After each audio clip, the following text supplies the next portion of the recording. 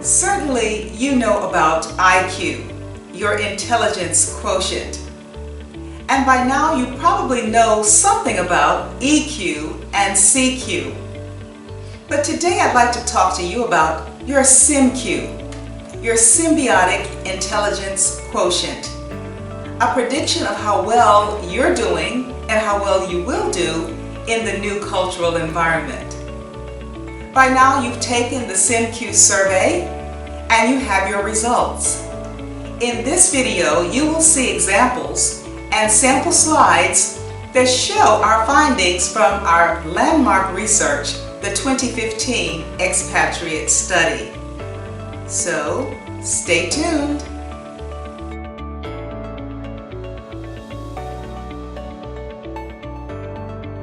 Hello there. I'm Dr. Connie Ridley-Smith, and once again I'm here to talk to you about SYM-Q, or symbiotic intelligence. By now you've probably taken the comprehensive survey, the SYM-Q Collaborative Survey, and you've received your results. The results in one dimension look at the four intelligence abilities, which are metacognition, cognition, motivation, and behavior. Those dimensions are known by the letters MCG for metacognition, COG for cognition, MOT for motivation, and BEH for behavior. And we will find that whenever persons take the survey, we're looking for a match between factors such as motivation and behavior. Because if a person is highly motivated to be a part of an international community, has made an international move, has accepted a position, then it would stand to reason that the BEH factor would also be high.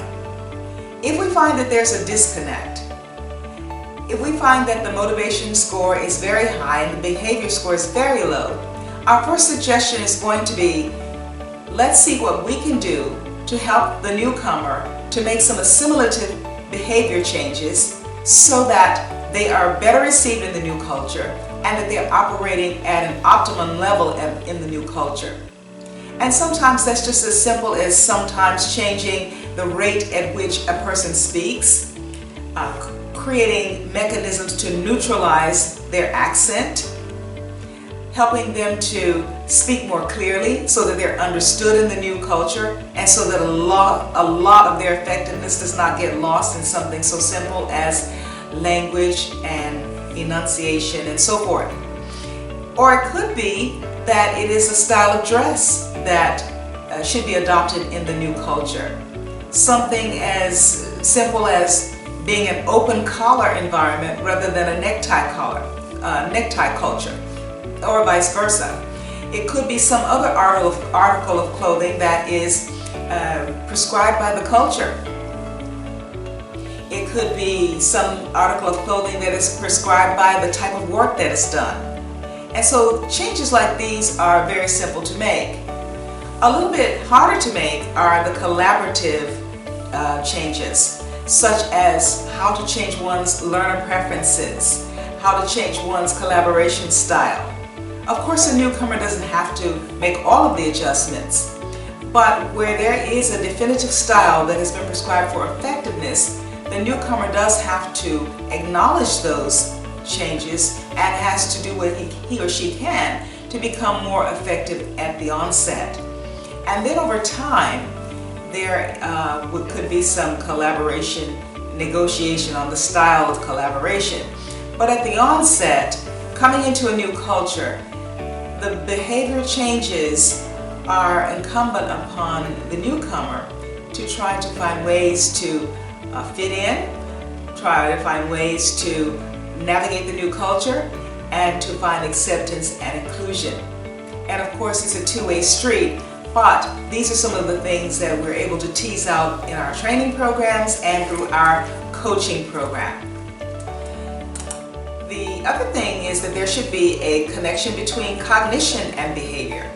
So the amount of knowledge that the newcomer has amassed about the new culture, the sum of the facts and experiences and reflections should make a change in the behavior as well. Because if you know to make a difference, then why not make a difference? If that difference is going to help you to be more interculturally effective. So, in short, the motivation should inform the behavior and the cognition should inform the behavior. Now, if there is a low MCG score, metacognition, we would encourage the newcomer to look at the strategies he or she has had in the past to deal with intercultural environments and to assess them and to see whether or not these are applicable in the new culture as well.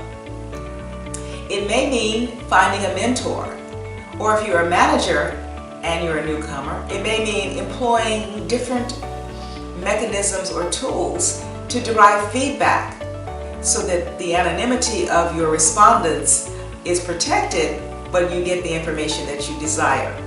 So in a nutshell, metacognition, MCG, cognition, COG, motivation, MOT, and behavior, BEH. These are the 4 intelligence abilities that govern the SYM-Q method.